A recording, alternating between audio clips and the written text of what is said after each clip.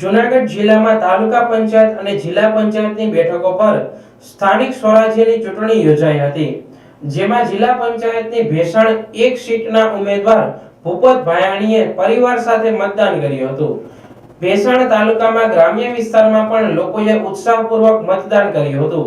આમ ભેસાણ તાલુકામાં શાંતિપૂર્ણ માહોલમાં મતદાન સંપન્ન થયું હતું। આજે લોકશાહીના પર્વ નિમિત્તે આ પરિવાર સાથે મતદાન કર્યું છે અને કેવો મતદાનનો માહોલ છે?